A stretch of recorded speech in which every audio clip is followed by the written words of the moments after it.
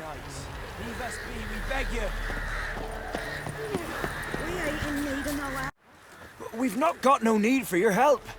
Have no fear, good man. Our labors shall be done quickly. The prowlers to be banished for good. Milton, look. Geralt! In the flesh. Hail, Witcher! Let us go inside and greet you as befits an old friend. And you, fear not. We shall put an end to the rule of outlaws, soon.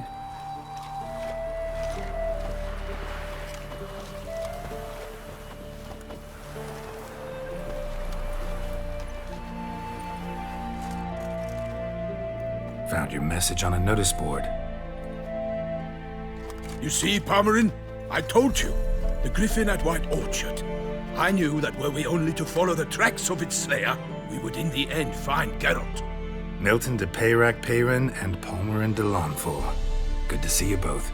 Been years. Be assured, we share your joy. You must forgive us our, surroundings. When we pledged to place the village under our protection, the village elder gave us this hut as our lodgings. He swore it is the best hut in the village. Get involved in some squabble? We discovered that in retreating, the Redanian garrison that left this land still is at the mercy of numerous plagues. A tyranny of bandits, the most onerous among them. These plunderers shall soon descend on this village to collect tribute. Milton and I will dissuade them. We are both sworn to fight injustice and oppression wherever they rear their heads. The matter does not concern you, of course, but do us the kindness of waiting. Once we have dealt with these marauders, we have a matter we must present to you.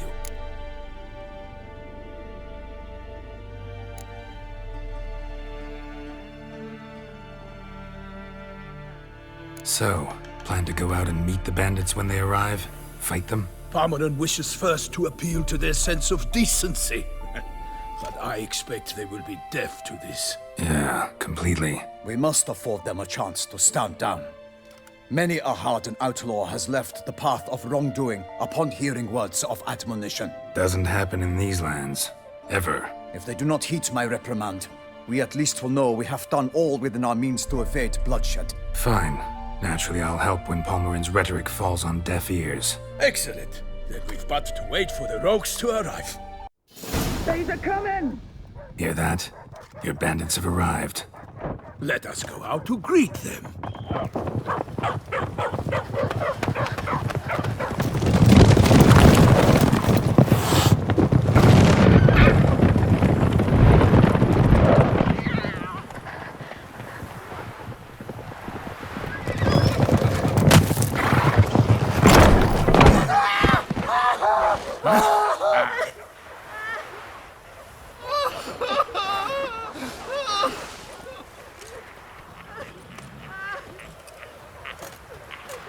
Hark! Contemptible curs!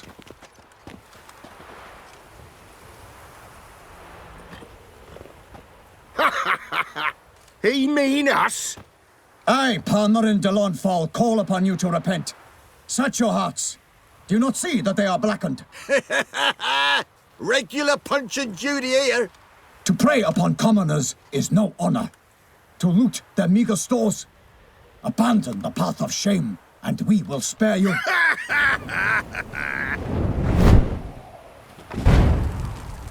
Right good jest, that.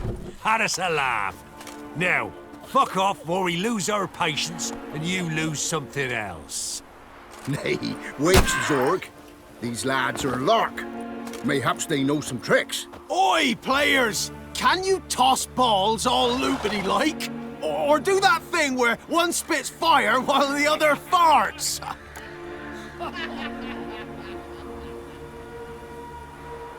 Noble Palmerin's giving you a chance. Now I'm gonna give you some advice. Do what he says. Or what? Or you'll find yourself fighting knights errant in the pay of the Duchess of Toussaint. And they eat scum like you with their morning porridge. There's 3 of them. 2 turtled up in armor. We'll come back later. Some wench sent them. Folk who say we's afeard of wenches and jesters. Ooh, insulted the Duchess. Not good. Indeed, we cannot let the affront go unpunished. I swear upon the Heron you will pay with your own blood! By the crane, villains, ready your arms! Right, men-lovers, to work! Oh, you're fucked.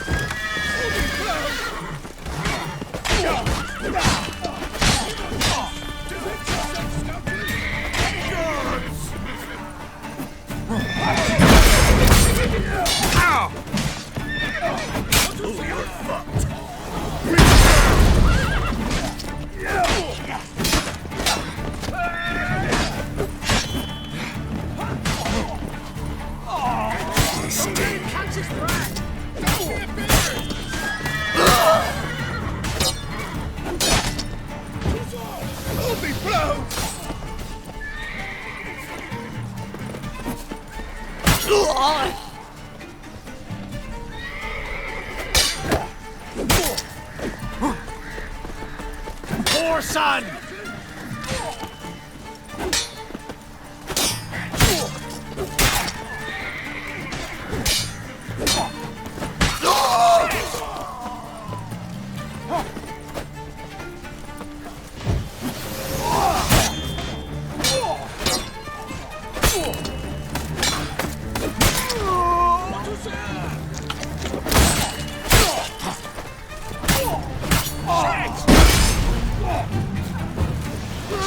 Pathetic. Go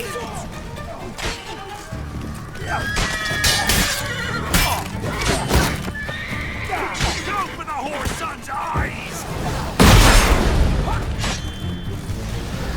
Defend yourself, scoundrel!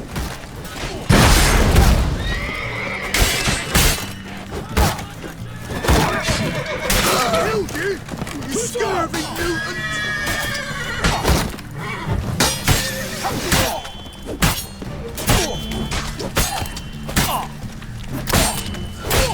Defend yourself, scoundrel!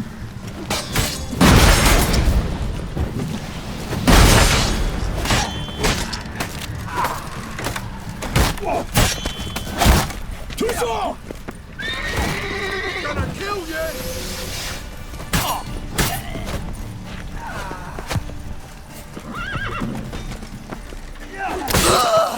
What is that? For honor!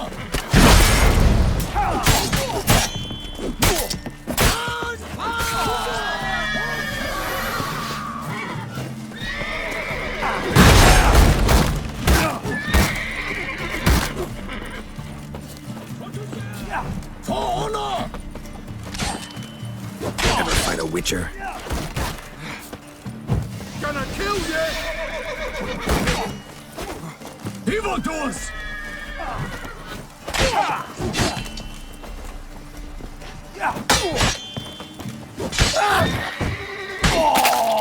For honor! Why do they not emerge? It is over. We have banished the scoundrels, lifted oppression's yoke from their lives. Warned you it'd be like this. Fear you as much as they did the bandits now. Sorry, no fanfares and flowers. You're not in Toussaint. It is true what folk claim. In the north, no noble deed goes unthwarted. It is time to go home. And we shall, my friend. Come, Geralt. It's time we delivered our message.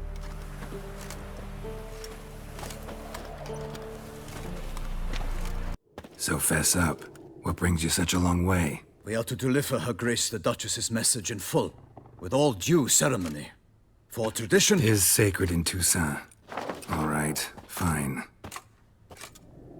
Most honorable Geralt, slayer of monsters and all evils nefarious, which prey on the defenseless of this world. Whereas never have you been known to deny help to the innocent, nor leave widows and orphans to fates undeserved. Answer you now our present summons. Free us from the beast which floods our streets with blood, and sows panic in the hearts of rich and poor alike. Come to our aid, Witcher.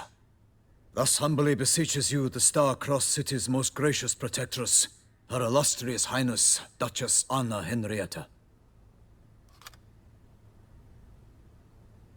Shall you answer her call?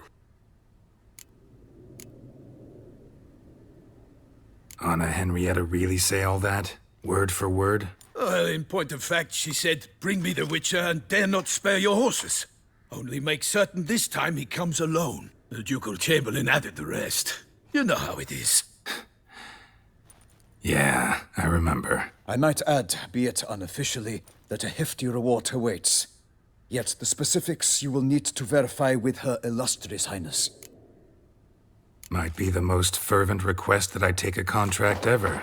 And the most polite. And now we've got all that behind us. I want to hear more about this beast. What kind of monster? Just guessing. Most assuredly, though no one has caught a good look at it as yet. Our only sure witnesses, the bodies massacred in a brutal, horrid manner. Look, some sketches drafted from descriptions given by those who claim they glimpsed the beast. Each quite different. To my mind, these witnesses lie. How many victims so far? 2. When Her Grace learnt of the second, she discharged us immediately to fetch you, promising grants of land and fortunes in gold, should you answer her summons. An ill wind blows, Geralt. The beast cannot be tracked. Folks say it wields black magic. Also, both victims were nobly born, and the start of a tourney draws near. Mentioned a tourney. Why doesn't the Duchess just call it off? Simply, it is too late. The guests have arrived. The best knights of all lands, relatives of the Emperor. The beast could be a threat to others, not just to Her Grace's subjects. Got it. Before an aristocrat dies, at best it's a scandal. At worst, a diplomatic incident. Anyone tried to hunt it? Knights errant, for example? Ha! Many have tried. Baiting, waiting in ambush, but to no avail. The beast is clever. It evades all traps and attacks of a sudden. It is like a ghost. An experienced tracker. This is what we need, with knowledge of monsters. In short, we need you. Beast wields black magic? What makes you say so? The first victim vanished between bites at a feast. Of the feast-goers, none noticed this. They saw but an open window, then heard desperate cries from the street below, where a corpse had just been found. The second killing, similar. A night in a locked room. Servants all about the house. Guards all around the estate. Yet the beast somehow got him out, dragged him to the town square, and killed him there. No one saw, nor heard a thing. We have no fear of creatures against which sword and shield protect. But of this beast, nothing is known. Save that it cannot be traced, kills effortlessly, and with no rhyme or reason we can discern. I sometimes think back to all the contracts I've ever taken from sovereigns. Can't name hardly any where I came out ahead. You cannot be thinking to refuse. No. Just struck by a thought. How the Duchess can sometimes be... demanding. So you accept the contract. Excellent! We must set off at once. We long wanted this land searching for you. Yet time is of the essence. Ready to go, soon as you're packed. Ha! Then post-haste to Toussaint. To Toussaint!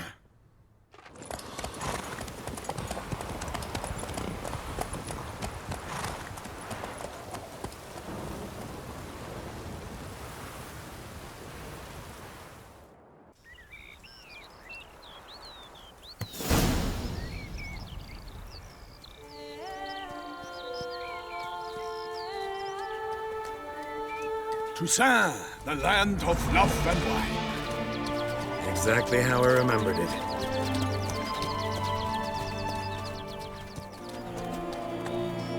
You will find Beauclair's changed some these past years. Walk about when you have the chance. You will see for yourself. To me, place always seemed straight out of a fairy tale. Knights errant, elven palaces. You insinuate that we are somehow odd? I shall prove you wrong. This I pledge on the Heron.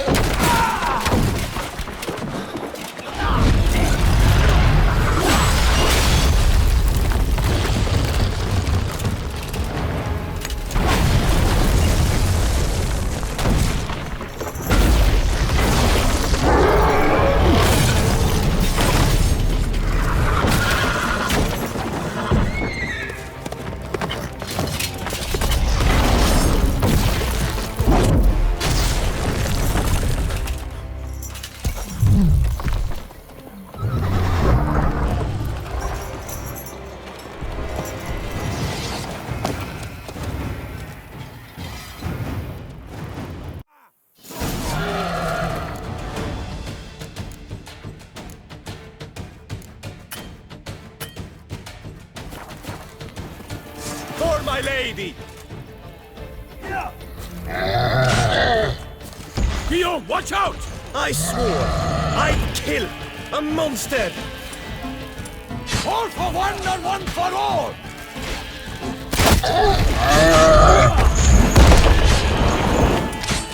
I will find you all! My name is not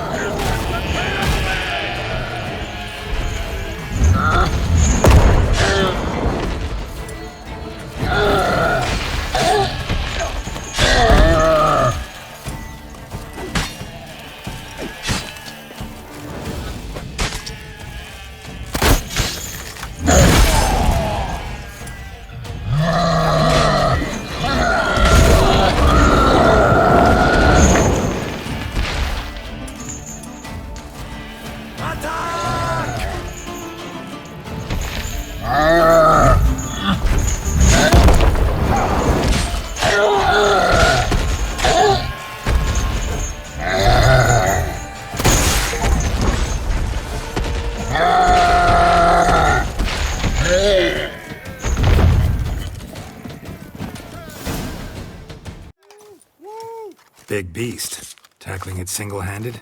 None too wise. Neither is love born of wisdom, Witcher. So, Guillaume, out with it.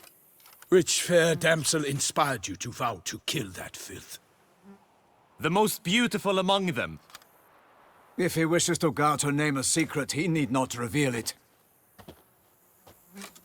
You I do not know, sir, nor seem you a knight, yet still I am profoundly grateful, nay, indebted to you for your succor.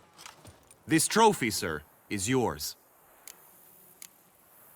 A giant this close to human settlements? Strange. Well, that was no ordinary giant. His name was Goliath, rumored to have been a knight once, but one who broke his vows. For this, the Lady of the Lake transformed him into a wild giant and banished him into the Gorgon Hills. So he came back down?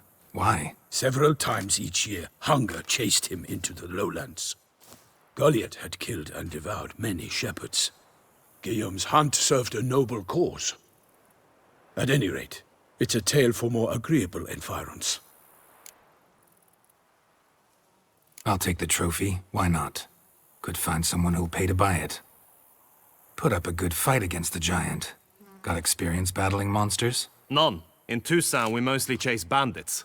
But I vowed I'd bring my heart's champion the head of a monstrosity, as the famed Gottfried, known as the Giant Killer, did. You don't mean to hunt the beast, I hope. The matter's best left to Geralt. Another challenge awaits me. Yet if Geralt is to hunt the beast, he ought to know. It struck again. The river surrendered a corpse. It washed up in the meander by the cockatrice. Damien de la Tour's guardsmen are there already, securing the area. Securing the area? Better go there now before they trample any tracks, manhandle any evidence. Set forth, then. I shall ride for the city to inform her gracious magnificence that Geralt has arrived. We'll meet later, near Guillaume's tent at the tourney grounds. I shall take you then to see her grace.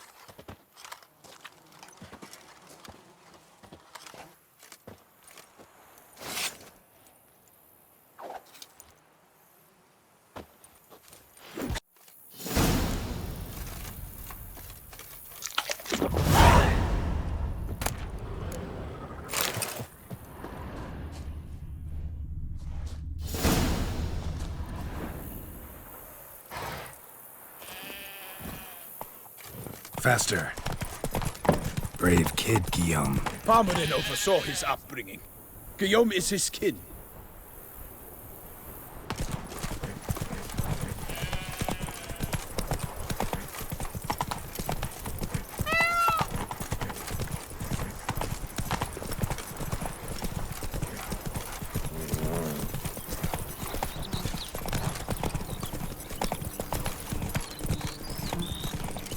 Can't get used to the way you knights talk, especially how you switch back and forth between flowery and, well, near normal. Knights errant, in the service of her gracious magnificence. When we appear in her name or speak on her behalf, we are bound by tradition. Hey there. No one here. They must have removed the body already. Let's look around, make sure they didn't miss anything.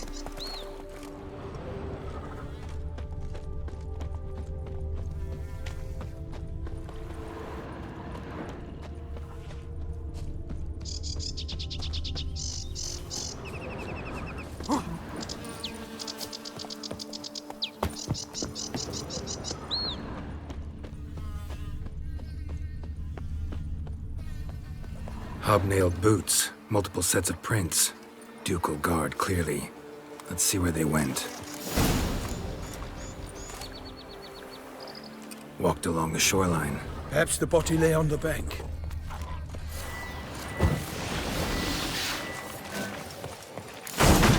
Got guests. Careful.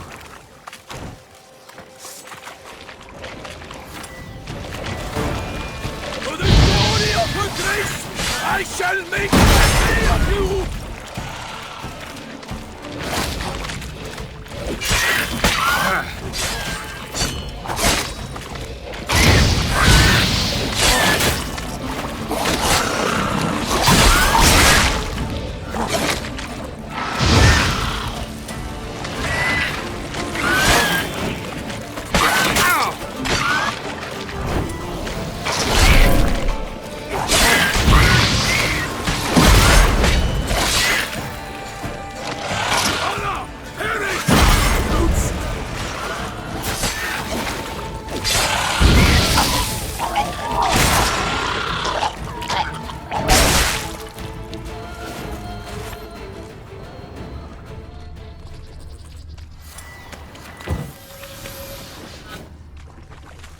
Anything taken by the current ends up in these shallows. Yes, the stench is fierce.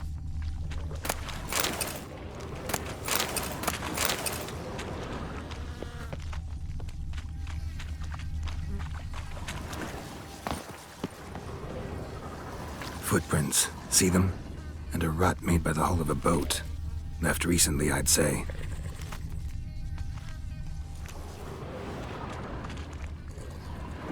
Dragged some nets onto the bank, then cut them to untangle them. Lot of blood, so the corpse must have been cut up. Quartered, maybe. It's likely they loaded the body parts onto a boat and sailed off. Gonna dive in, check the other nets. Nets were attached here.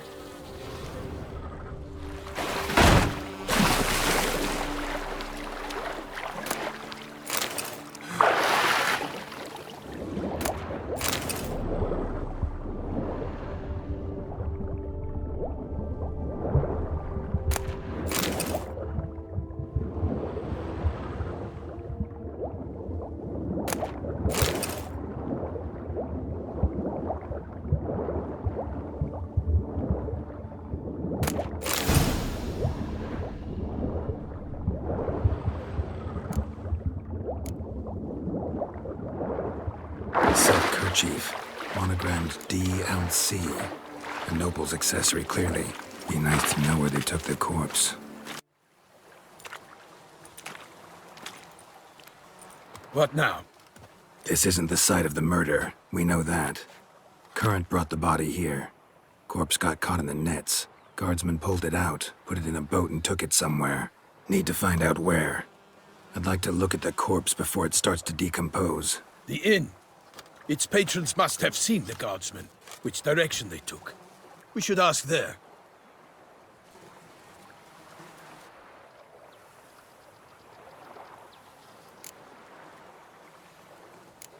Seems we've got ourselves an audience. You think this surprising? The locals will tell the children of children they do not have yet, of the day a quartered corpse was pulled from the river. One thing. Found a handkerchief in the water. Monogrammed DLC. Mean anything to you? Delacroix? It cannot be. Was it he the beast slew? Seems so. Knew him well? Long past. We were close friends once, but our paths diverged. He was a man of extremes, standing by his companions, no matter the odds. Fighting his foes to the bitter end. Foes? You have a lot of them? He did, but I do not see what that has to do with the beast. Ah, Geralt, you've struck a raw nerve. Memories of a time long past, to which I'd rather not return now. I understand. We can talk later. Let's go to the tavern. I shall have to leave you soon. Return to court. Barely got back to Toussaint. A knight in the service of Her Illustrious Highness knows no rest. In fact, I feared I would return too late to fulfill my duty. Yet it seems I've arrived in the nick of time.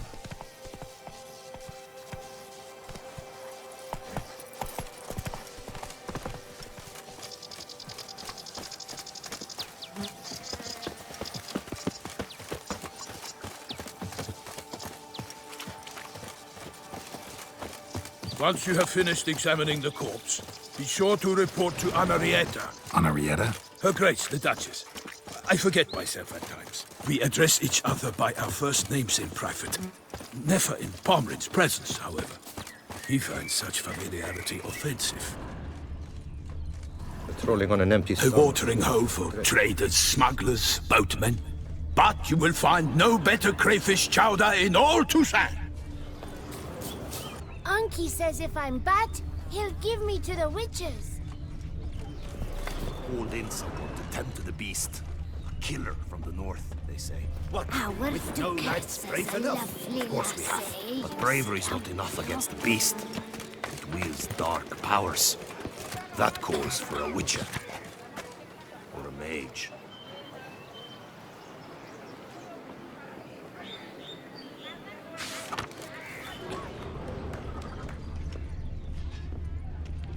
How is it the Duchessa does not fear him as well?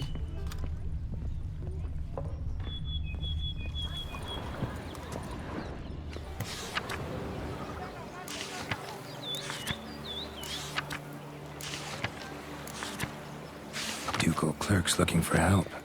Could be good coin to be made.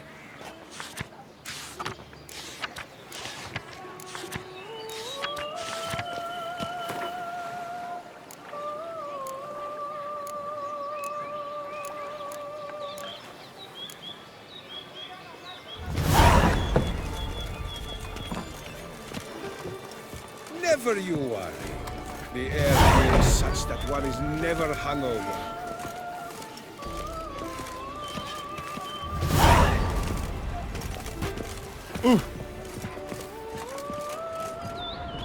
Such are the times, my good fellow. By my troth, could that be the musty scent of fresh pâté? Naught else, Sir de Peyrac. I see time has not dulled your senses. We would be honored if you would join us. Your companion as well. But why do I not detect even a whiff of crayfish chowder? No soup today, on account of there being no crayfish. I reckon you've not heard, but all I caught was a corpse.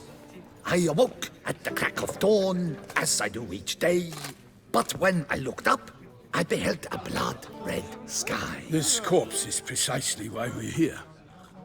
For the man whom you've invited to join you at the table was summoned from a far-off land by her gracious magnificence. He is tasked with tracking and killing the beast. We invited 2 men to join us, yet since Sir de Peyrac in temperament is more akin to hare than hound, I surmise the other is the hunter. With whom do we have the pleasure? Like Milton said, I've come from the north at the Duchess's behest to deal with the beast. Yes, but who are you? A knight? A mercenary? A soldier? Geralt is a witcher, a master of his trade. He has questions for you about the beast's most recent victim. I was the one to find the corpse. The sun had just risen when I awoke, sat straight up in my bed, looked out the window, and beheld a sky red as blood. Ask Geralt, please, or we shall be here till winter. Must have been early in the morning. Went to check your nets and then... I stepped out of my hut and saw... By my troth, to the point, man. You found a body ensnared in your crayfish nets. We know this already. What happened then? Did you see anyone nearby? Did you spy anything noteworthy? Anything at all? Not a soul around, just me. As for noteworthy... well... What did you see? But be warned, if I hear the sky was red again... I saw a head bobbing, eyes bulging, the tongue blew and popped out. Next to it, a hand rocking upon the water. Get a good look at the body parts? They gave me such a fright, I bolted to town fast as my legs would take me, then returned with guardsmen who told me to keep out of their way. They had a hard haul. The parts were so tangled up in my nets, they were forced to cut them. Need to examine the body. Know where they took it? They ferried it across, then loaded it on a cart and hauled it to a cellar at Corvo Bianco to keep it cool, see? What? Why, Corvo Bianco is Baron Russell's estate. When he learns they've turned his cellar into a morgue, he'll set his hounds on them. While you were gallivanting about the north, his vineyard was auctioned off. Who was that? Woman who just left. Didn't see her before. Didn't notice her walk in either. Doubtless Linnis, the innkeep's daughter. But hold, Geralt, because this is an outrage. Russell's vineyard was auctioned off? Inconceivable! It is no secret the Baron had gambling debts up to his ears. It finally came time to collect. His creditors auctioned off his property. The Ducal Chancellery bought it, in fact. Russell now bunks with his brother in Vicofaro. I told Russell he'd get his comeuppance. How long can one draw on past heroics? His creditors must finally have defined that his promises meant nothing. Such are the times. Today's knights are pale shadows of the heroes of yore. It's true what they say. God sent the beast to punish us for straying from the old paths. So folk think the beast's divine punishment. Knights have turned their backs on the old customs. Where they were defenders of the duchy, they're now defenders of their own tushes. Why, you insolent... Let him talk.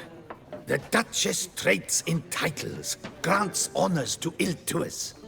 We've strayed from the path of virtue, lost the gods' favor, so the gods sent retribution. Don't listen to that nonsense, Geralt. It's rehashed street preacher codswallop. Yes, the rebel rousers have been sprouting up like weeds lately, each offering the same bill of goods. They say anything else about the beast? Besides it being a messenger of the gods? The Toussaintois are no fools. They see clearly the beast kills on days honoring patron saints. Picky monster. Thanks for the hospitality. Time I examined the corpse.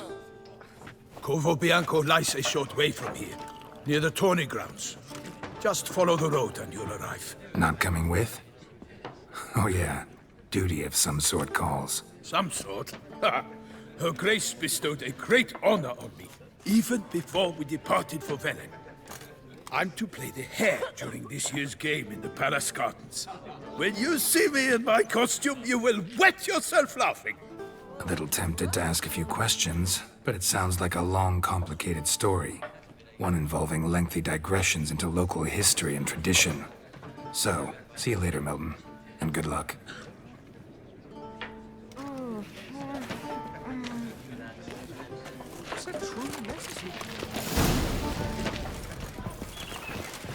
Sounds like a fight. Have to hurry.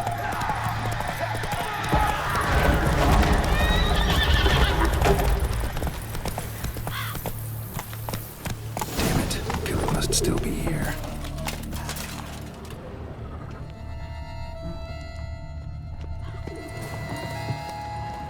Throat torn open by man-like jaws. Man-like, except for long fangs.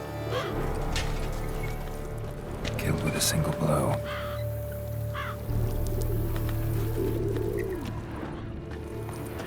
In the cellar, gotta be. Attacker had no trouble knocking over the cart.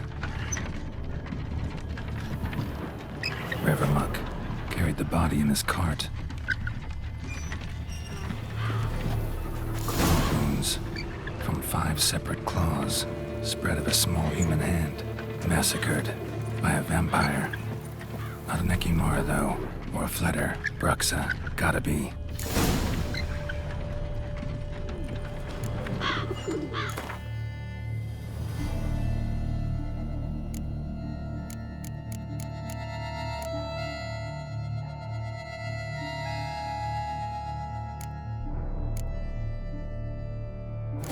Black blood and moon dust. Lifesavers. Footprints. Small, bare feet lead deeper into the cellar. Fell down the stairs, broke his neck.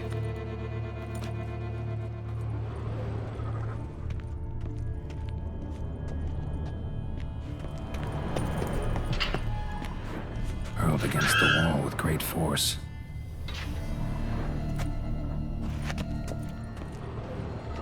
Took a lot of strength to batter this down.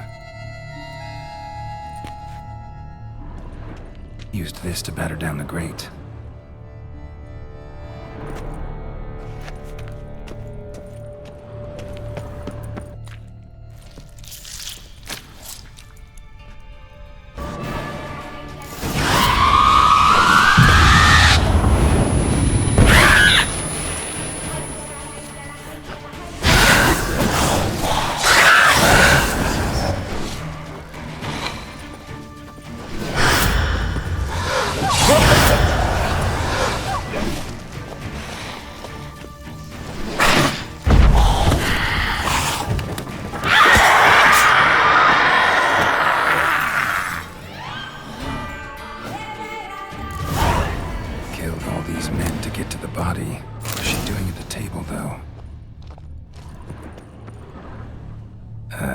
Stinks. Waterlogged. Both hands amputated. Body was quartered just as I thought. Laid in water for some time. Head swollen, and something took a few bites out of it. Something in the throat. A pouch bulging with coins. Guardian florins. Several different provinces. If the murderer did this, means we're dealing with a sentient thinking beast.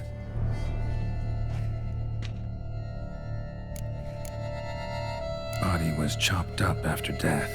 Blows struck with great force, but bones sliced through, not crushed. Creature that killed him had long claws, sharp as a witcher's blade.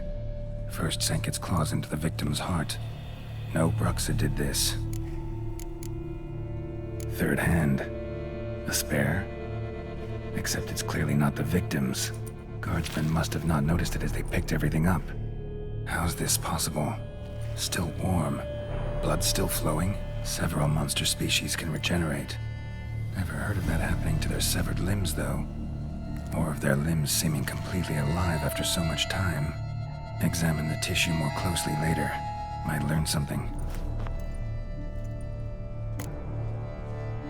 So, murderer was clearly a monster, but not a Bruxa.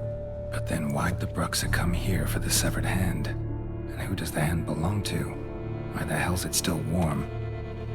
Now, pouch shoved down the victim's throat. What's the significance? And why was he chopped up into pieces? Lots of questions, no answers so far. Need to know about the other victims. I'll ask Palmerin to get me in to see the Duchess.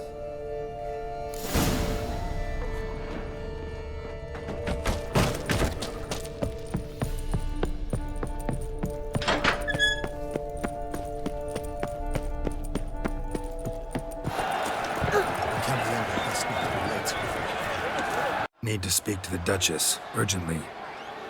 All right, you scamps. Store is done.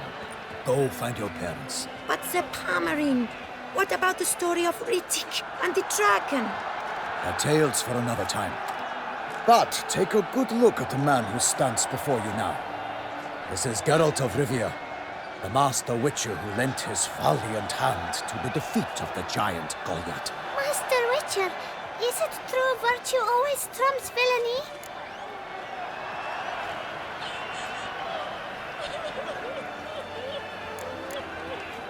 Not always. Could go either way. Sometimes virtue wins, sometimes villainy gets the upper hand. Still worth being good. But why? If it doesn't mean you'll win. Palmerin's story. Think back. A decent man attracts other good folk, makes friends he can count on. A rogue?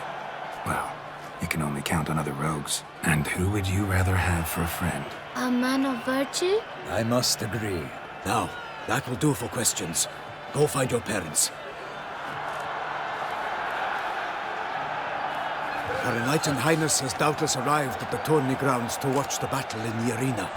If we hurry, we'll be in time to speak with her before the spectacle begins. Lead the way.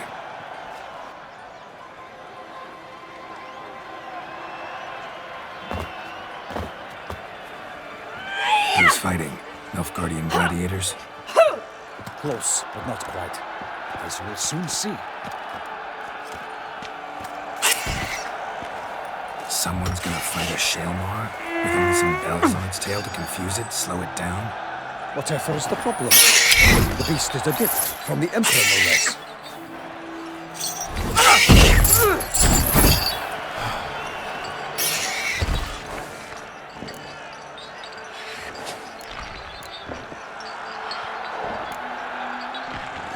This is dangerous.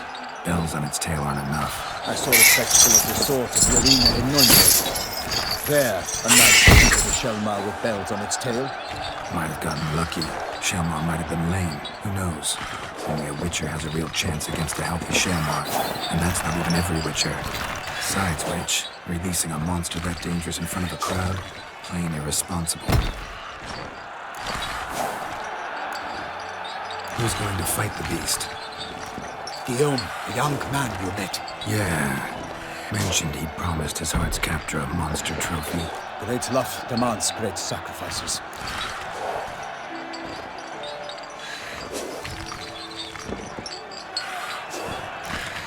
Let's go.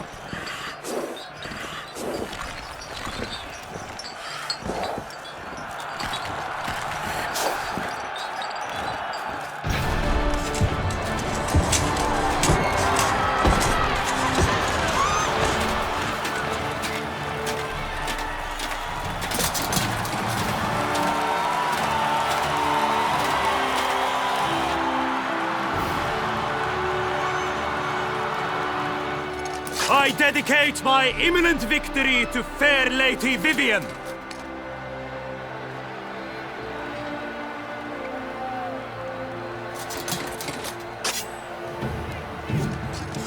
It's begun. The fight shall have to end first. We must wait.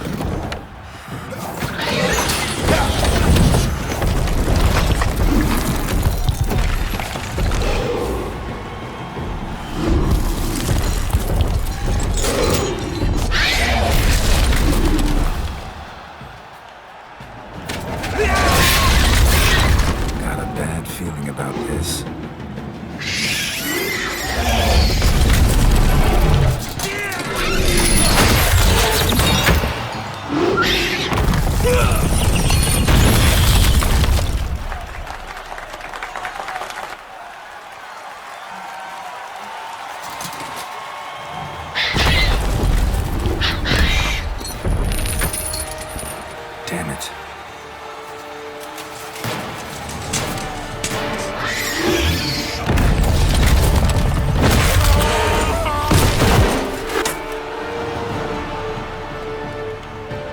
We have to help him.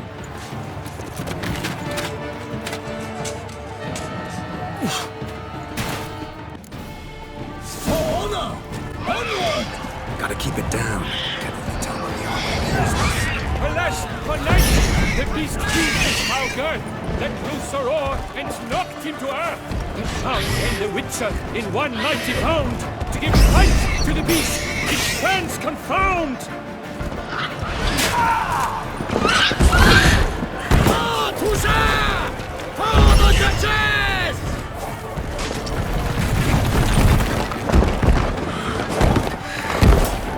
Ugly bastard.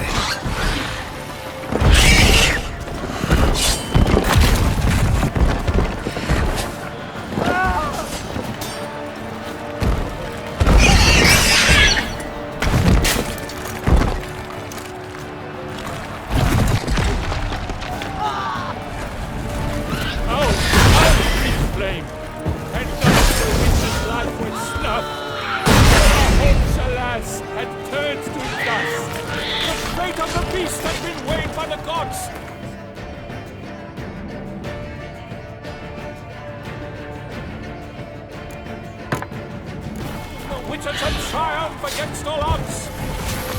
The Witcher waited till the time was true. The trolls danced and spun, struck the monster and flew.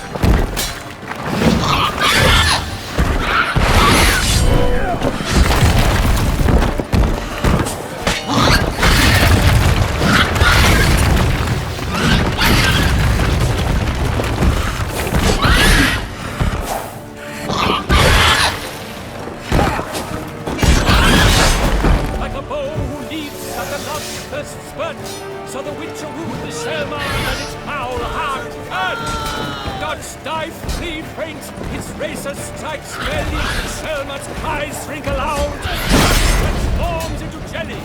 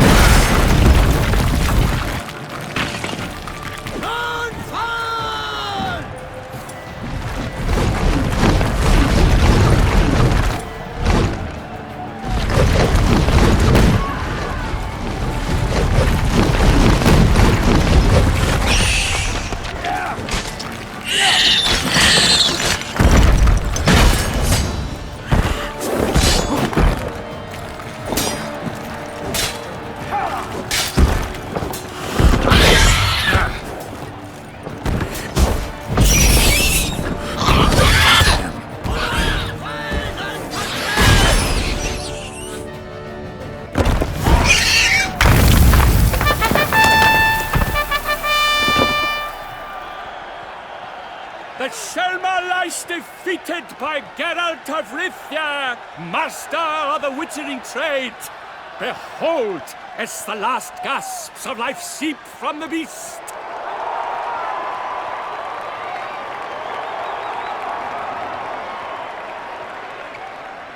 Master Geralt, do what you must. Finish the deed! Monster's no threat. No need to kill it. A victor may always show mercy. It is his right. Long live Geralt the Merciful! Pikemen, see to the beast.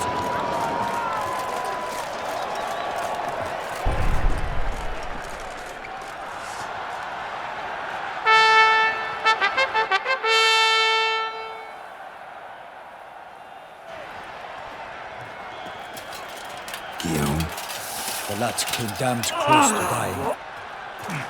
I'm fine. Not hurt at all. Vivian? Smile as befits a hero and keep silent. Speech clearly pains you. She approaches.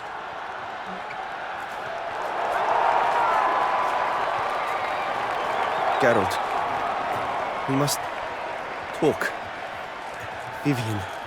You shall talk later, in the medic's tent. Geralt, magnificent, breathtaking.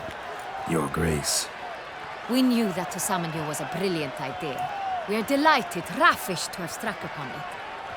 And I'm truly honored. See to our young hero. Hop, hop. For we must make off with Geralt. We should talk. We had been long awaiting your arrival. Had nearly lost hope.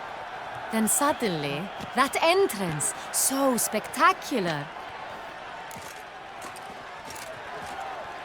Your Grace. Shaelmars are dangerous creatures, even to knights in full-plate armor. Nonsense. In Toussaint, knights have battled beasts for mere glory since time immemorial. True. Guillaume suffered a few bumps, scars, and bruises, but in return gained eternal glory as he who slew the monster. What about the crowd? Say the Shaelmar had vaulted into the stands. Would have been a massacre. Geralt, Though we value your fortuitous intervention in the arena, we would remind you your services have been retained, and as shall soon become clear, you will be generously compensated for completing another task altogether. Your Grace, my contract. I'd like to discuss it. Naturally, but not here. We shall need Damien. He led the investigation pending your arrival. But wherever could he be? Come, we must find him.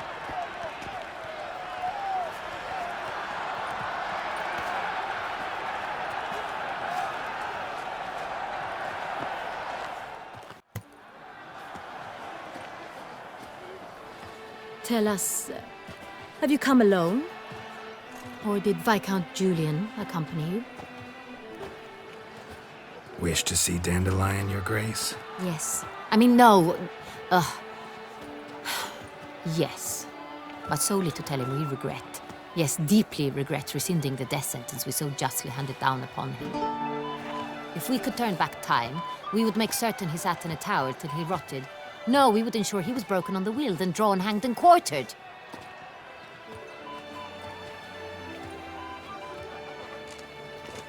Ah, the very man we would entrust with these tasks. Damien de la Tour, captain of my personal guard. Your Grace, Witcher. Greetings. Sorry to have to tell you, but the guardsman handling the last victim's body... I know already. The creature in the cellar of Corvo Bianco. Was it the beast? No. A Bruxa, a kind of vampire. Not the beast, but tied to it in some way. You know this how?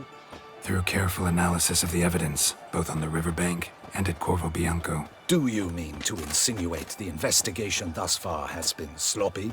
Geralt insinuates nothing of the sort. We must listen to him attentively. I examined the body of the beast's last victim. Might have found something. Need to analyze it.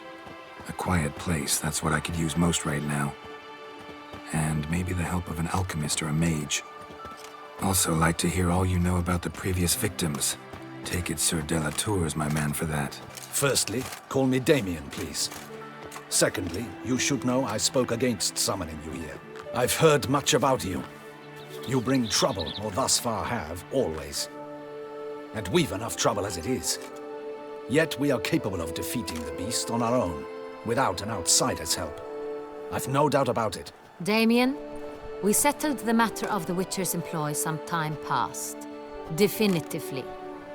Since you have broached it nonetheless, let us discuss Geralt's pay. Are the legends true?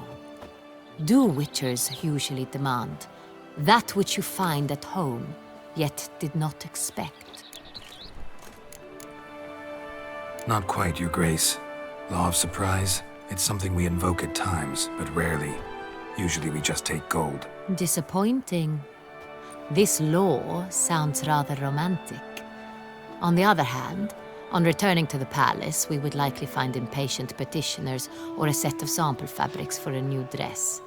Poor rewards, both. I fear you'd not have much use for any of the surprises we are likely to come upon. Thus, we've decided you shall receive the deed to a vineyard, Corvo Bianco, and the sum of coin. You will doubtless consider this adequate. Title to the vineyard shall be given to you at once. Surely you'll need lodgings while you hunt. The coin, however, will be yours only once you have slain the beast. Lovely, generous gesture, Your Grace. Corvo Bianco. Isn't it the Duchy's temporary morgue? Is it now? The Chancellery's bungled things again, we fear. Not to be left unsupervised for one instant. Yet, in its mood, a morgue should present minimal problems to a Witcher. What's more, nothing enhances a wine's reputation better than a grim legend. Thank you, Your Grace. I accept the contract, of course. But as I said before, I'll need some information. How'd it start? Who was the first victim? Crespi was the first to die. He was famed once for his many glorious tournament victories. Then he grew old, hung up his sword, and took to winemaking. Crespi was not loved by the wine merchants. He was ruthless in business and thought to cheat many a time. He asked us for a dispensation from all court ceremonies. We did not grant it. We could not. Once you've taken the oath of a knight, you remain a knight till death. How'd he die? Where'd they find the body? Quite unusual, the circumstance. He was at a feast when suddenly one of his fellow feastgoers noticed he was missing. The town watch found him an hour later. On his hands and knees, propped against the town pillory, his sword hanging from his neck. He had died of wounds inflicted with claws, not a weapon. Blows of great force. So he died suddenly, but the body was on its knees, meaning someone posed it. So it seems. Second murder. Tell me what you know. In the city there are certain nooks. No one reasonable ventures there after dark.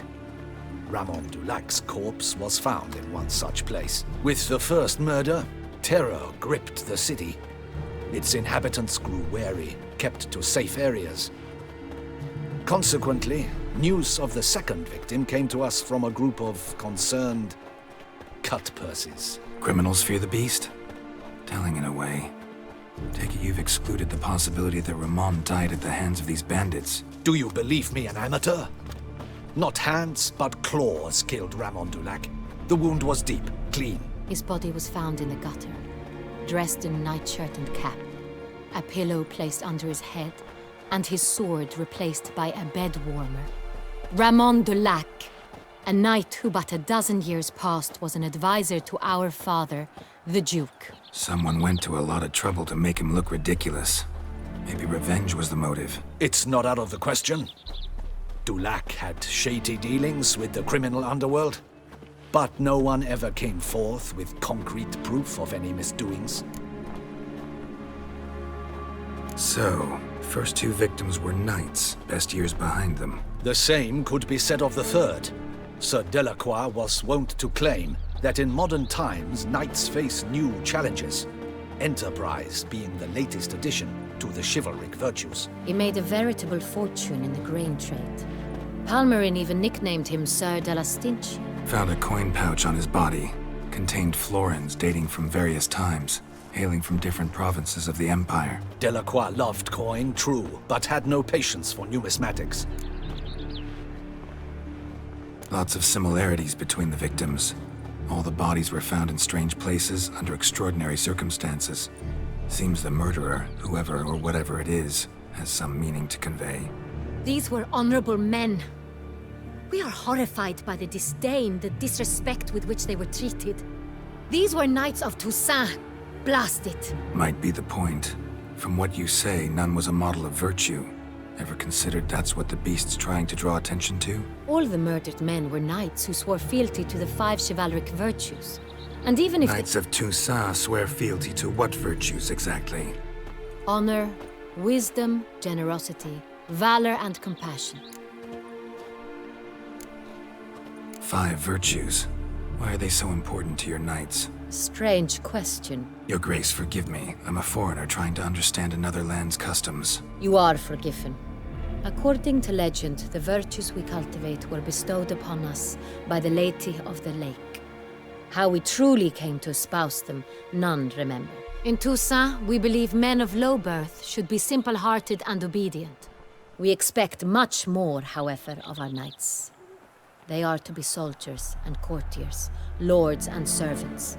Thus, the need for clear moral guidelines. At the time of his dubbing, a knight vows to demonstrate throughout his life honor, wisdom, generosity, valor, and compassion. Beast seems to be pointing up moral decay, denouncing it. Victims were all humiliated. Might have been murdered to emphasize their lack of specific chivalric virtues. Honor compromised by the pillory. Wisdom by ridicule. Generosity by a coin pouch shoved down a throat. It seems to fit, true, though not perfectly. Can't discount the theory if it's on the lips of everyone in town. Say our reasoning's right. Next murder will be just as showy and denounce the victim's lack of the 4th virtue, valor. We can also assume that victim will be an elder knight. Let's think. At the moment, all the knights are either at the tourney grounds or in the palace gardens. Our annual hare hunt shall begin there shortly. Have you heard of the custom? Milton mentioned something. Seemed excited to prance around in a bunny costume. Not sure why. Hang on. Strange circumstances. A knight advanced in years. The famed cowardice of rabbits. Could it be that simple? Is Milton de Peyrac-Peyren the next victim? Milton also knew Delacroix. Told me so down by the river. Damien! To miss something so obvious. De Peyrac-Peyren, Crespi, Delacroix, and Delac formed a knightly team. It was years ago, but... They were a team? They were close friends, tightly knit, and as such earned the trust of our father, the Duke. We often witnessed him turn to them with delicate matters. Later, their paths diverged. Unlikely to be a coincidence. Beast must know it too. It's a lead, I'm sure. Your Grace, we need to find Milton, immediately. Rather problematic. You see, the garden entertainments are due to start, and he's disguised as the hare, hiding somewhere, waiting for some tipsy courtiers to find him. The hare's hiding place is a carefully guarded secret. We must call off the game, at once. First and foremost, we must remain calm. Damien, order the garden searched immediately, but discreetly. By no means can we disrupt the festivities. Panic will only incite the beast to strike sooner. And you, Witcher, follow me. My gardens, my night, I shall take the fall. A murder is out of the question. I will not allow it. Not near my palace. Horses! Ready our horses!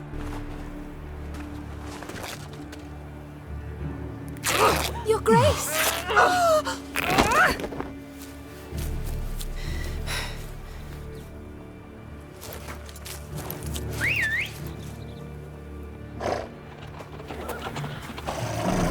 What the hell? Why, I should... Your Highness, Mind it doesn't get wrinkled. Onward!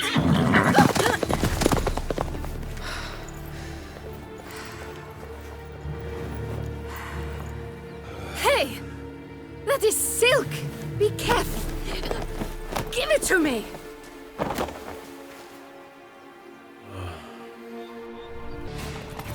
Faster, Geralt!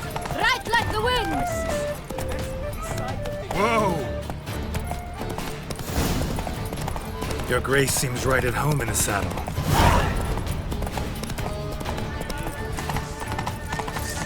This way! Through town! Try not to lose your way! Sharp right! Take care! Step aside! Good!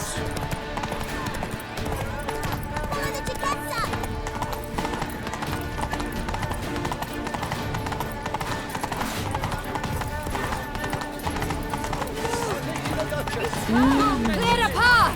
Clear the way, I said! Is this part of the game?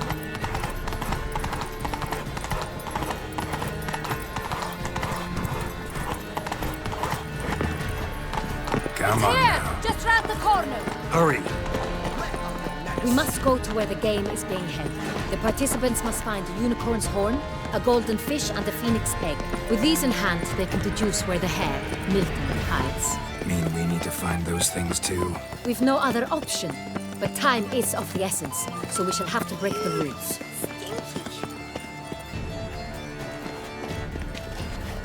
On second thought, through here.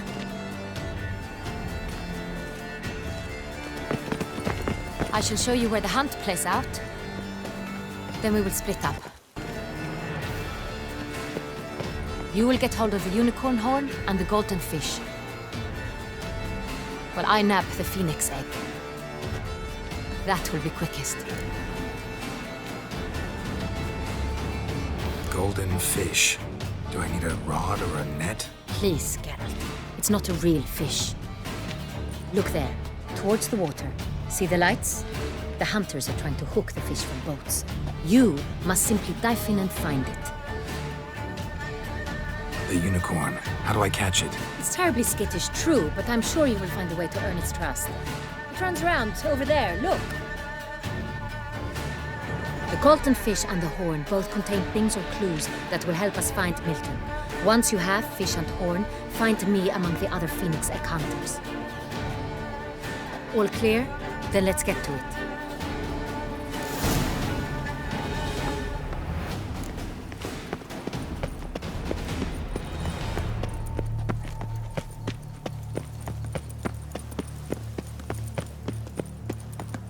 Fiorano of the 1290 vintage. I do encourage you to try it.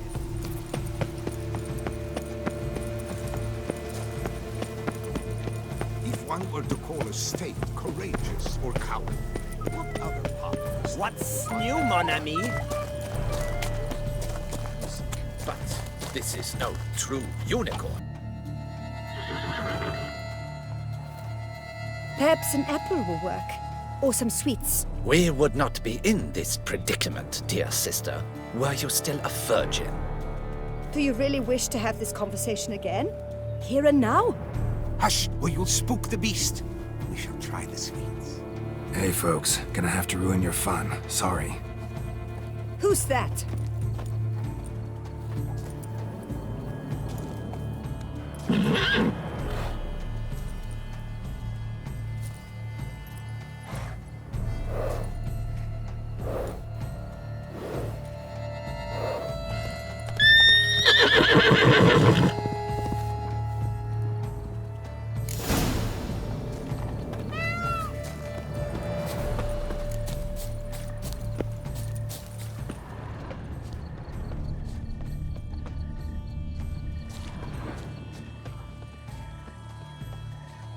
Roach likes carrots.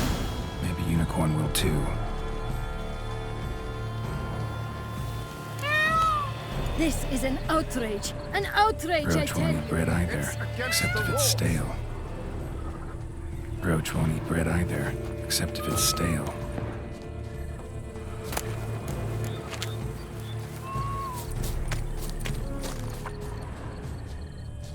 Cold game's not likely to tempt a unicorn. Crispy apple. Should like that like any other damn horse.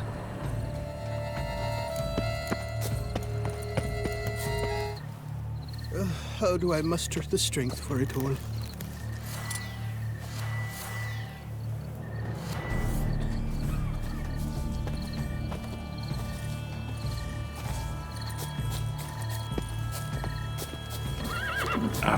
Almost had it.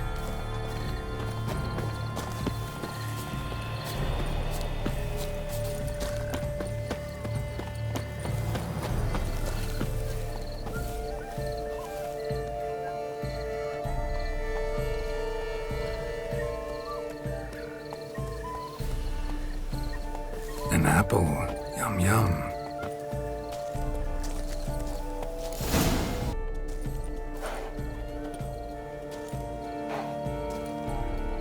Easy.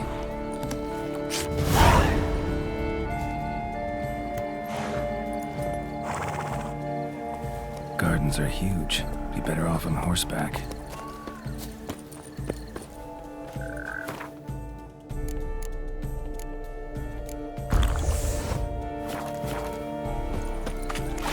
What the blazes? Did someone just dive in the water? Perhaps that's the way to do it. Sure, if you're a peasant.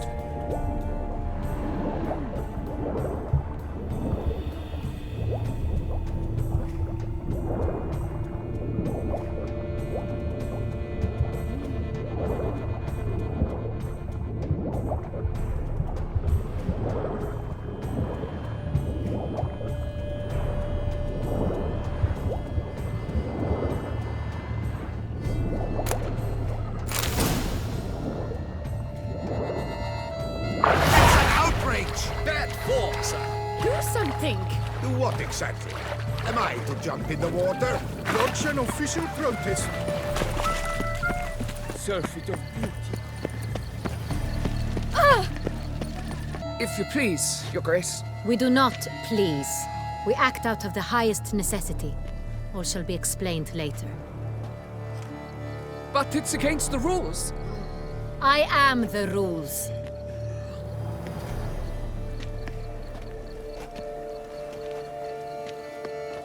Geralt! At last. Got a key and a clue. And I've another. Show me yours. Who wrote this drivel? I begin like a groan, hollowed out with ease, then end like a mouse with a head of hard cheese. Let's see. Groan. With ease gives us green, right? And mouse with a head of hard cheese. Greenhouse? You're a genius. Several greenhouses in the gardens, indeed, but only one locks, the key to which looks just like the one we found. Greenhouse it is then. Let's go.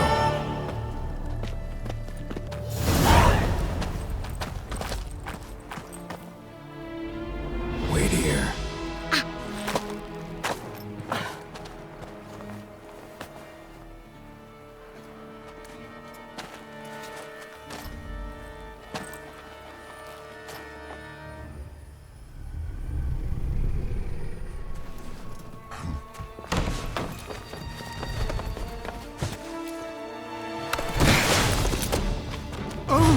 What the butch?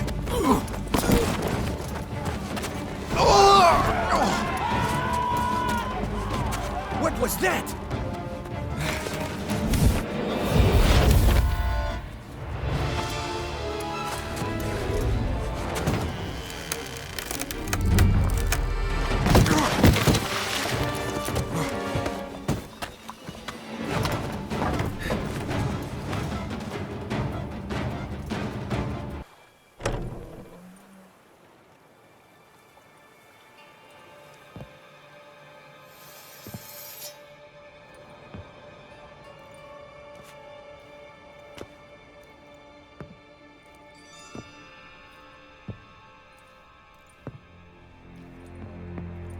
I'm here.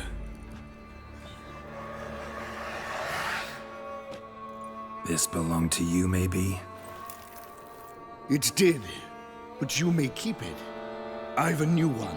I do not know you. I've done you no harm. Yet first you butchered a Bruxer who was dear to me. Now you pursue me. Why?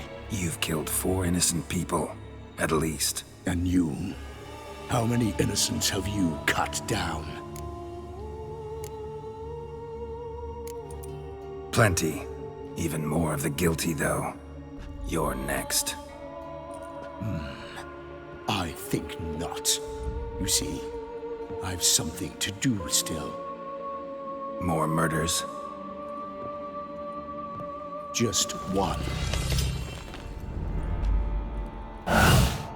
Not counting yours.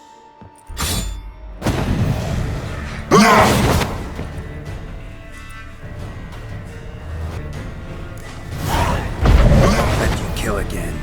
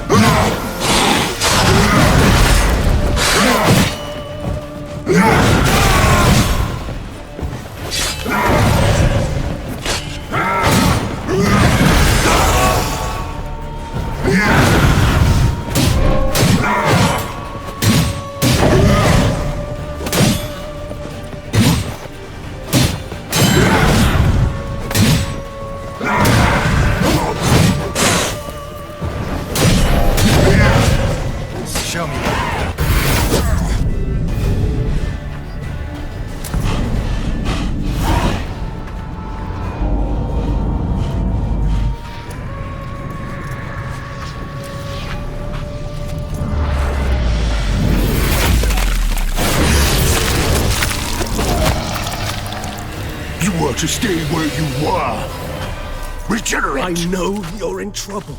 I can help. I'll help myself!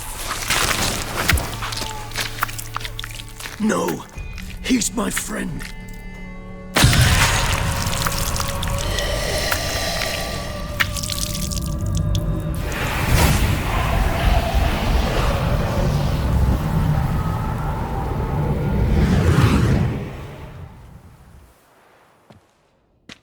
Yes, Geralt, it's me.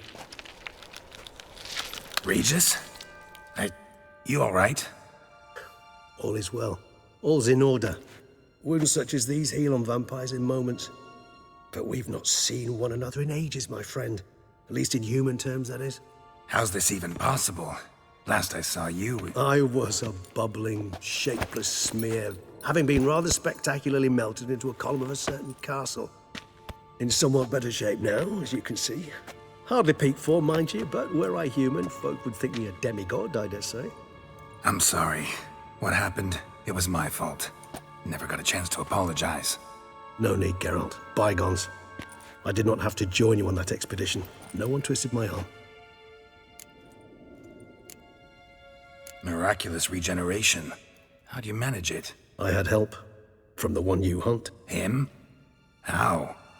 And what have you been doing all these years? Not the time nor place for such stories. I suspect we'll get a chance to speak at ease and at length later. Now, however, we must deal with the reason that brought us both here.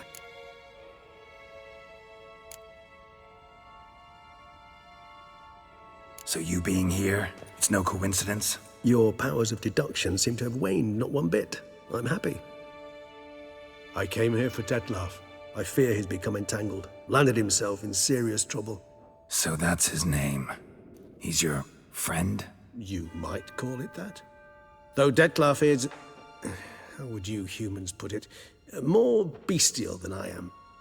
But not to worry, I'm working on him. Haven't exactly done a great job with that. He's killed one knight since I got here, at least 3 others before I arrived. For good reason, I'm sure. Understand, Detlaf is not some decadent shit who kills for sport, or to assuage a dryness of throat or a dullness of mood.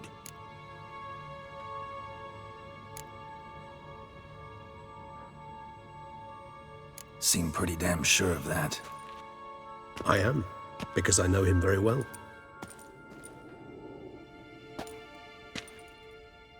Despite appearances to the contrary, you two are quite alike.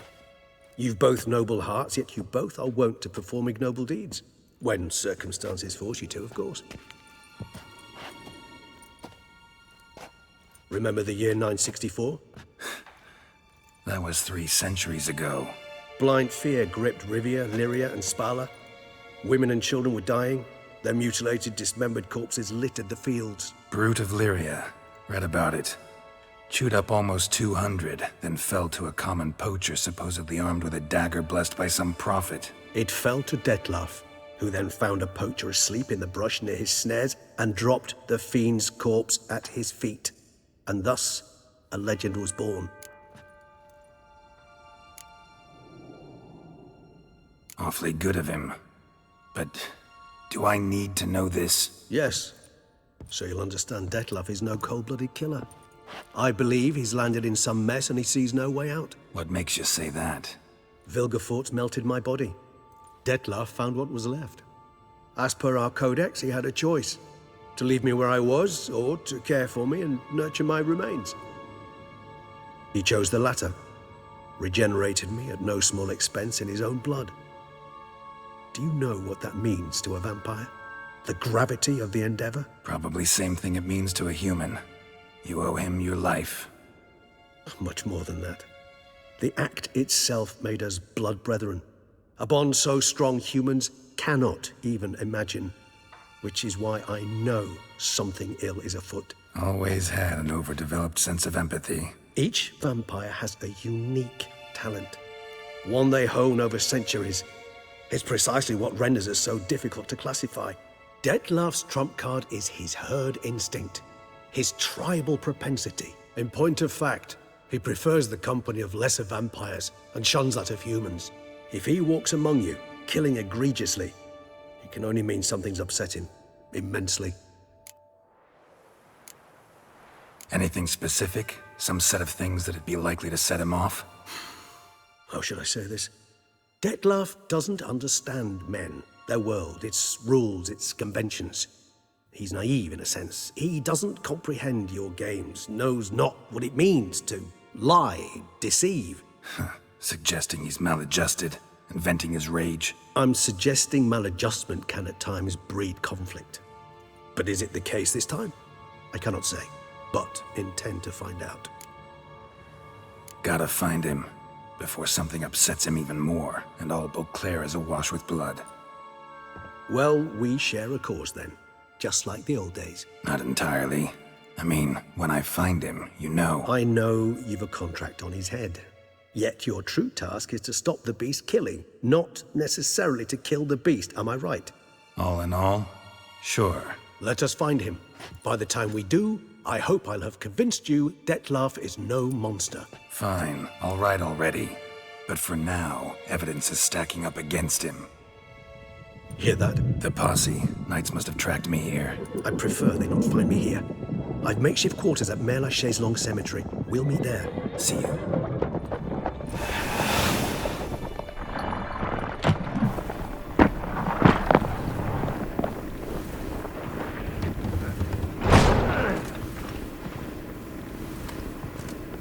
Witcher, we flew here as fast as our courses would carry us. Yet I fear we're late all the same. Pray, where is the beast? Still investigating. About to inspect this site. Withdraw your men before they trample all over the evidence. Sirs, we must let the Witcher do his work. Milton's murder cannot go unavenged.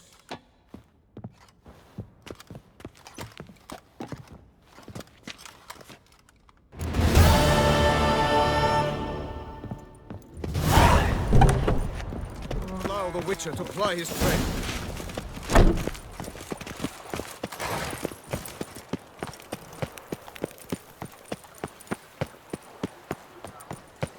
Long live Duchessa Anna Henry. Sir! Sir! A letter for you, sir! Letter? Who from? Can't rightly say, sir. I was just to deliver it.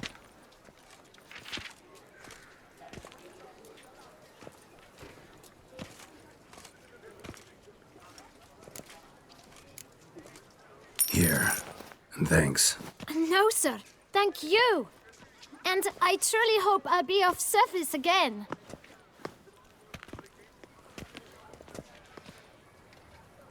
Dearest. I suspect weighty affairs, rather than merely the wine festival, have drawn you to Toussaint.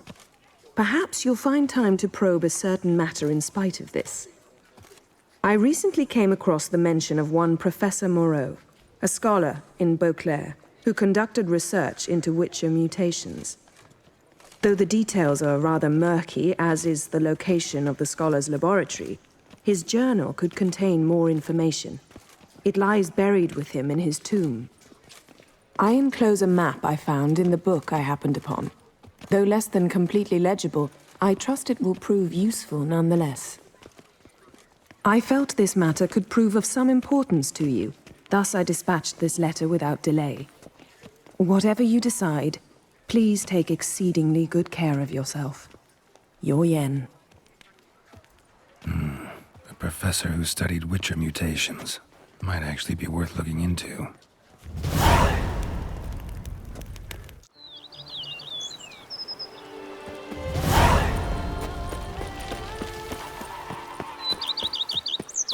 Monsters are your captain. It is mine! Welcome home, sir. I am Barnabas Basil Faulty. By order of the Duchess, I shall serve you as Major Domo of Corvo Bianco. I previously served with distinction at the Nibli family manor and in Nazaire with Admiral Rompali, who, as you are certain to know, is an extraordinary, demanding gentleman. Whoa, Barnabas Basil. One thing you ought to know. I'm not your typical landed gentleman. Truth be told, this is the first real property I've ever owned. Oh, in that case, you must leave it all to me. I shall organize, see to everything, and whip the house into order. I dare say this place will soon be the most prosperous vineyard around. Great. Can already see I'm in good hands. Vineyard comes across as a place with a rich history. Know who owned it before me? Baron Rossel, who went bankrupt, forcing him to sell the estate to the Duchess.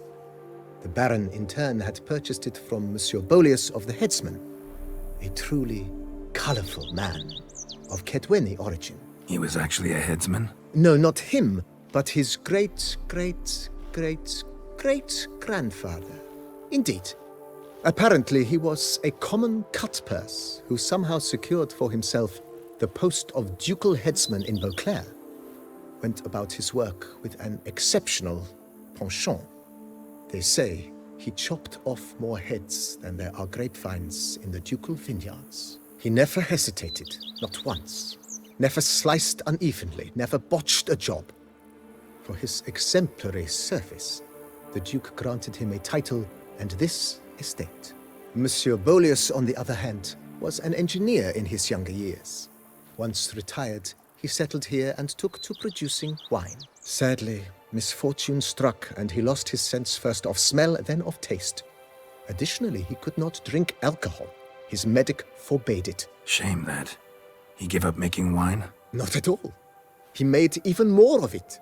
Began throwing wild balls to which he'd invite friends from far and wide in order to treat them to his wine and delight in the fact that at least someone could enjoy it. It's the sort of man he was, Monsieur Bolius. Mind giving me a little tour de Corvo Bianco? Not in the least. Follow me, please. I think it would be practical to begin on the hill. Behold, sir, your estate in all its splendor. Pretty vast. Indeed. And now, sir, allow me to show you a handful of interesting details. Follow me, please.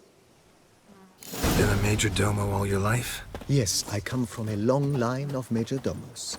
My father was a major domo, as was my grandfather before him, as was my great-aunt. In fact, she was the one to start the tradition. Great-aunt? A hard woman.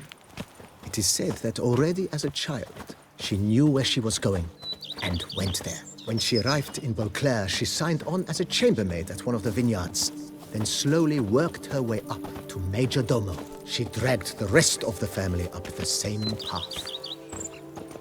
The days pass. The pile of work remains the same. The servants' quarters. I occupy the green home. With the Duchess's permission, I have hired a full staff. their salaries to be paid from the ducal treasure. Nice of her. Not the most sightly part of the estate, I admit. But I think it's worthwhile for you as master of the domain to know where the help stays. Stew you have to chew.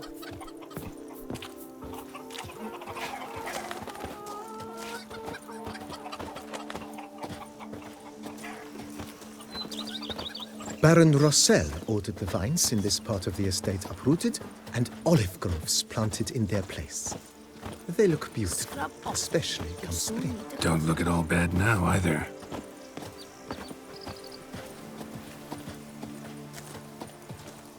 Follow me, please. Down below lies your vineyard, where we grow a strain of Carfanere, one of the world's oldest. Aged in oak barrels, it provides for an exquisite wine with distinct blackberry, wild cherry, plum, and cinnamon notes. Marvelous. Have to try it one of these days. Cheap shenanigans. I can't see a thing through these cataracts. Oh, I thought it was Nice well. Picturesque. Yes, though it ran dry long ago. During the raucous feasts Master Boleus held, he would order it filled with wine. There's a tale about a guest attending a Boleus ball for the first time and thus unaware of the custom. He had suffered great heartbreak and had decided to end his life by jumping into the well. The festivities were coming to a close, and the well was nearly empty when the suicidal guest finally jumped. Instead of killing himself, he merely broke his legs. To numb the pain, he drank the wine. Drank himself to death? Not at all. When found the next day, he had concluded he'd witnessed twin miracles. The water had been changed into wine, and he had survived.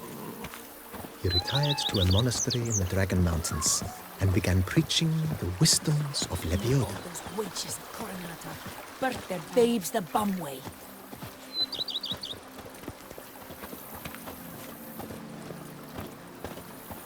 Monsieur Boleus's wife Nina kept a garden here.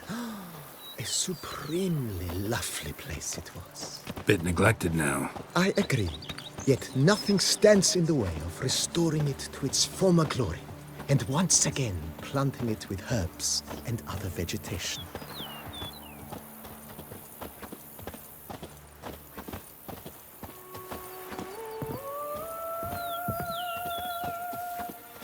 Madame Nina planted diminutive, delicate flowers and herbs here. One might say their aroma still hangs in the air. You're quite the romantic, Barnabas Basil.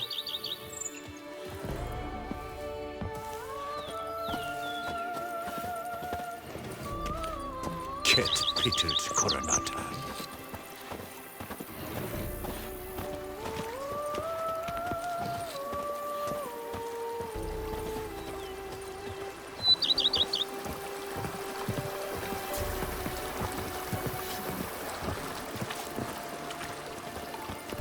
Every single lady keeps a devil somewhere shady. This served as an additional wine cellar in years of plentiful harvests. Bit of work and it'll make a fine stable for Roach.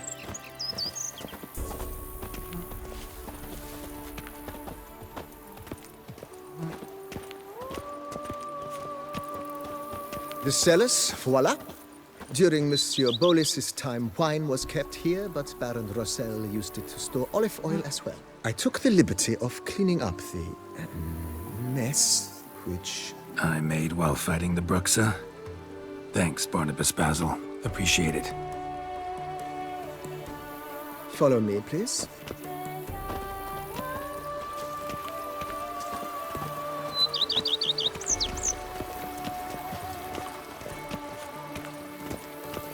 As you can see, the facade is, how to put it, slightly stained.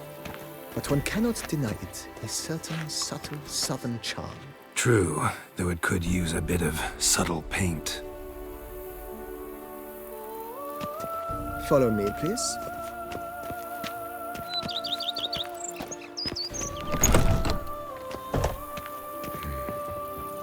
And welcome inside. On the left is the master bedroom. On the right, the dining hall and kitchen. Upstairs, you shall find the guest room, currently used for storage. Not a bad idea. At the moment, the house is only minimally furnished. Yet I believe we will, together, devise some innovative arrangements. A few paintings, for instance, would breathe new life into the abode immediately. With that, sir, you've seen the full lay of the land. Corvo Bianco is a beautiful estate. One must admit, time has taken its toll. Forgive me for being forward, but if you were to choose to invest a small sum towards its beautification, consider me at your service on the matter. Think I'll take you up on that. Be sure to come and see you if I decide to do any remodeling. Mentioned the place could stand to be spruced up. Oh, most decidedly, sir. The question is where you would like to begin this rejuvenation.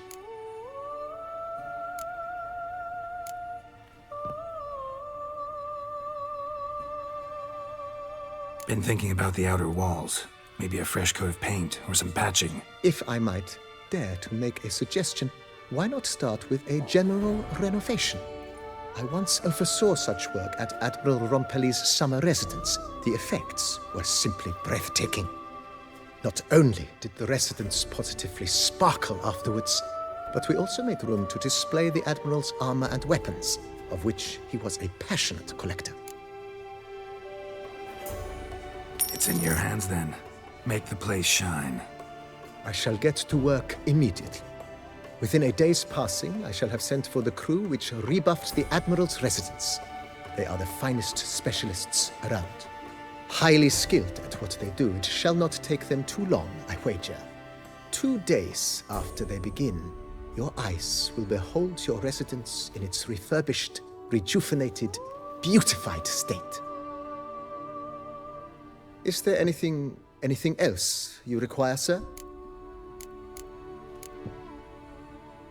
Got these spacious grounds. But maybe it's time to make them more... useful. Oh, yes! We certainly should. The way I see things, given your trade, sir, you would be wise to put in a grindstone and an armorer's table. A good way to start things off, don't you think?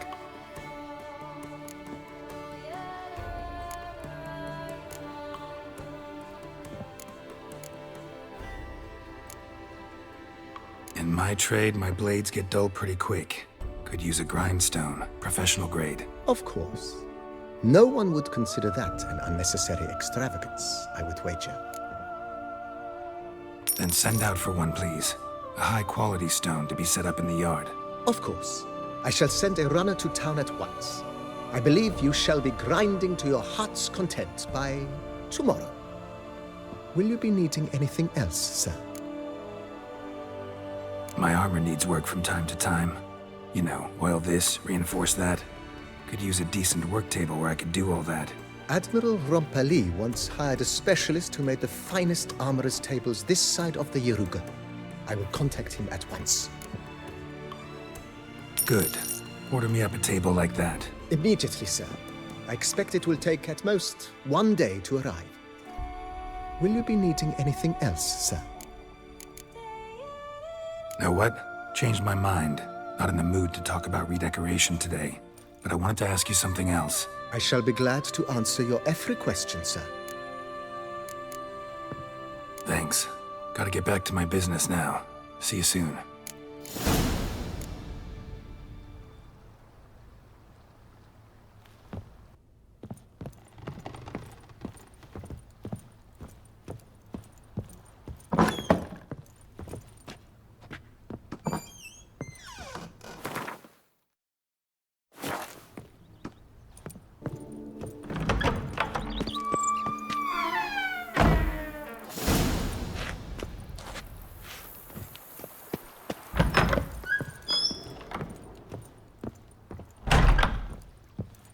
Renovations coming along all right, Barnabas Basil? Superbly, sir. General refurbishment has been completed. And I took the liberty of adding 2 racks, each upon which you might hang weapons and armor, if you've some pieces you'd like to display. Likewise, I have prepared a few spots in which new paintings might be hung. In other news, the laborers dusting out the cellar have made a most unusual discovery. I believe it's something you'll wish to see. If you say I should see it, I'll go see it right now, BB.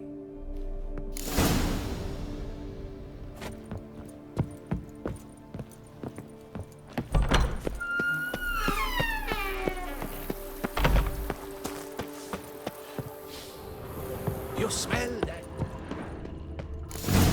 Strange. Something behind this wall, I think.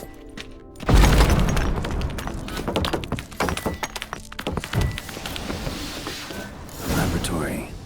Must have been an alchemist at one time.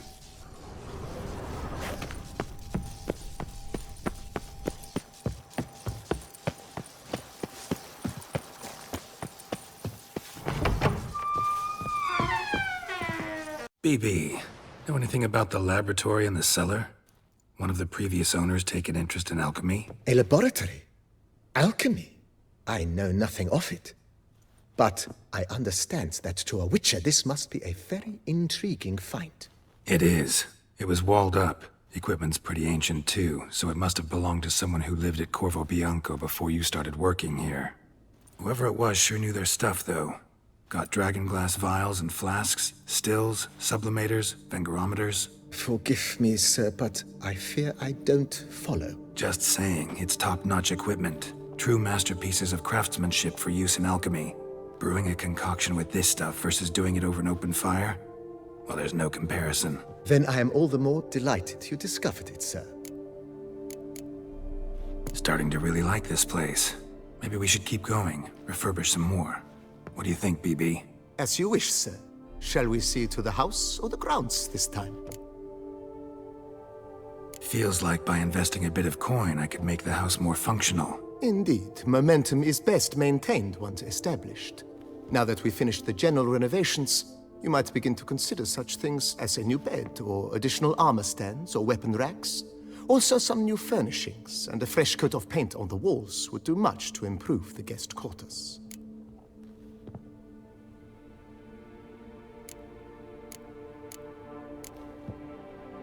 Thinking about buying a comfortable bed. Always wanted one. Excellent idea.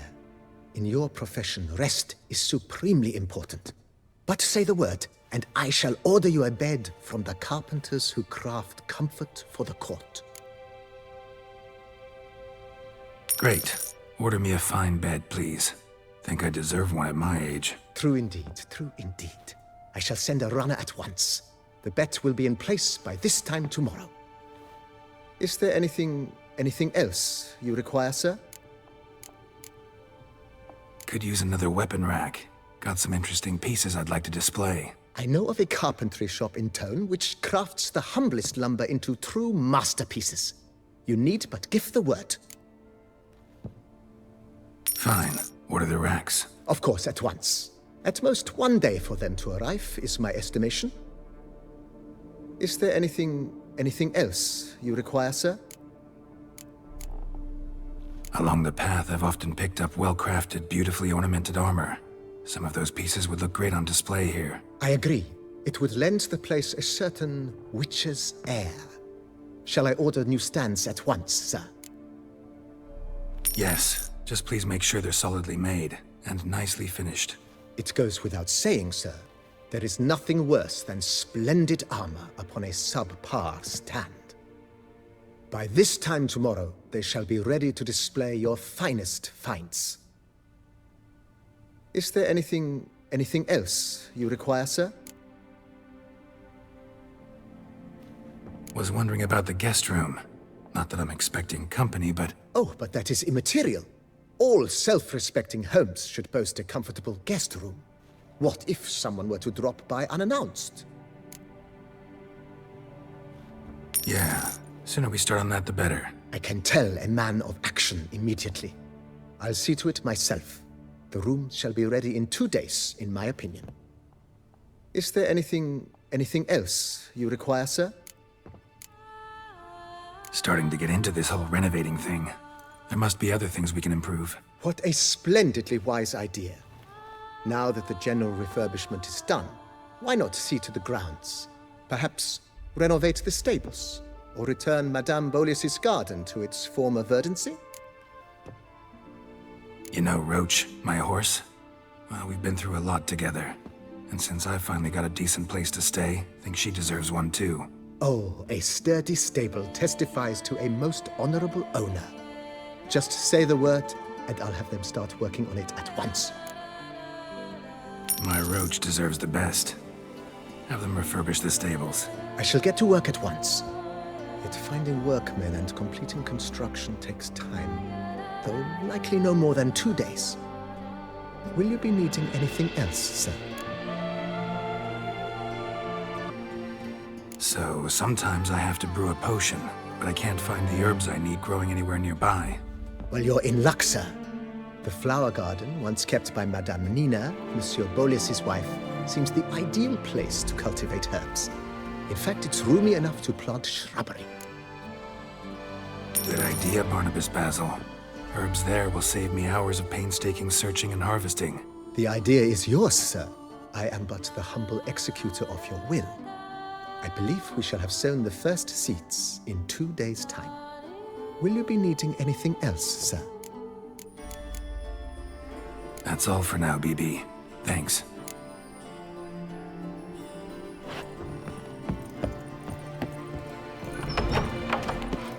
Why they work?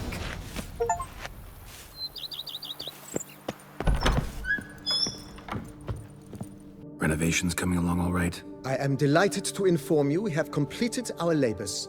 You can now devote yourself to enjoying the vineyard's delights to the fullest. You must forgive me my temerity, sir, but I thought, with all the work on Corfo Bianco completed, and with the estate looking more beautiful than ever, it might be appropriate to commemorate the moment. Sure, why not? During the tidying that preceded the renovations, I came across a bottle of Sapramento, the 1250 vintage. I cannot say by what miracle it survived, but it is here. And we've cause to open it today. And then he ran straight into the crowd, burning bouquet in hand. All thought it a part of the performance, so they only laughed, even when the decor began to catch fire. It was not until the flames engulfed Baron Mahevkin's beard that folk began to realize something was amiss and went to put out the fires. Sounds like Monsieur Bolis and Madame Nina threw some first-rate balls here. It was so. In this regard, Baron Rossel was decidedly more reserved. So tell me, Barnabas Basil, what's the wine situation like here? Am I going to produce any this year? This year is out, I fear, sir. Last autumn, a fungus destroyed all the vines. Baron Rossel had new ones planted, but it will be some time before they start bearing fruit. Assuming that is, the fungus does not reappear. That'd be bad. This Sapramento got me dreaming. It's amazing. Isn't it, though? Allow me to top you off, sir. There. Thanks.